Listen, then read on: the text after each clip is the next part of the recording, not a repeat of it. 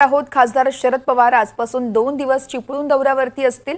आज संध्याकाळी त्यांचं चिपळूणमध्ये आगमन होईल आणि त्यानंतर उद्या शरद पवार यांची जाहीर सभा देखील असेल। महाविकास आघाडीचे घटक पक्ष असलेल्या उद्धव सेनेसह काँग्रेसच्या काही पदाधिकाऱ्यांच्या गाठीभेटी देखील घेत चर्चा करणार आहेत। कालच अजित पवार यांची जाहीर सभा झाली होती, त्यामुळे शरद पवार उद्या काय बोलणार याकडे अवघ्या कोकणाचं लक्ष लागून आहे। चिपळूणमध्ये दोन्ही राष्ट्रवादीत चांगलाच फट रंगल्याचंही चित्र बघायला मिळत आहे। शरद पवारांच्या चिपळूण दौऱ्याची जय्यत तयारी सुरू आहे, याचा आढावा घेतलाय आमचे प्रतिनिधी राकेश गुढेकर यांनी। कोकणात सध्या राजकीय वातावरण तापलेलं आहे। त्यातच कोकणच्या मध्यभागी असलेल्या चिपळूण विधानसभा मतदारसंघामध्ये अनेक राजकीय घडामोडी घडत आहेत। काल उपमुख्यमंत्री अजितदादा पवार यांची चिपळूणमध्ये जाहीर सभा झाली, त्यानंतर आज राष्ट्रवादी काँग्रेस पार्टी शरदचंद्र पवार पक्षाचे अध्यक्ष खासदार शरद पवार आज संध्याकाळी चिपळूण दौऱ्यावर येत आहेत। उद्या त्यांची जाहीर सभा देखील होणार आहे।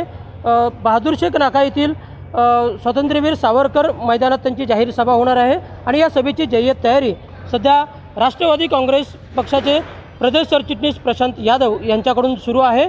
आपण सध्या याच ठिकाणी आहोत ज्या ठिकाणी त्यांची सभा होणार आहे।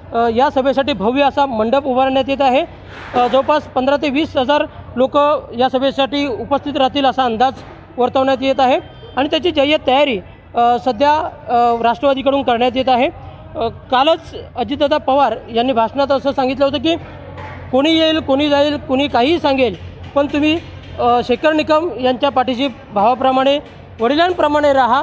आणि त्या पार्श्वभूमीवर शरद पवार नेमकं काय बोलतात याकडे सर्वांचं लक्ष लागलेलं आहे।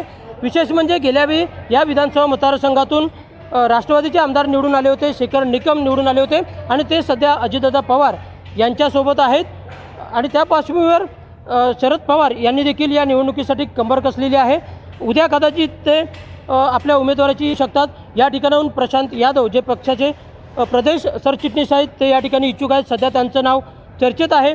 महाविकास आघाडीकडून ही जागा राष्ट्रवादीसाठी सोडण्यात येऊ शकते आणि त्यामुळेच उद्या कदाचित शरद पवार आपल्या उमेदवाराचं नाव जाहीर करतात का आणि नेमकं ते काय बोलतात याकडे सर्वांचं लक्ष लागलेलं आहे आणि त्यांच्या सभेची जय्यत तयारी सध्या राष्ट्रवादीकडून सध्या चिपळूणमध्ये सुरू आहे।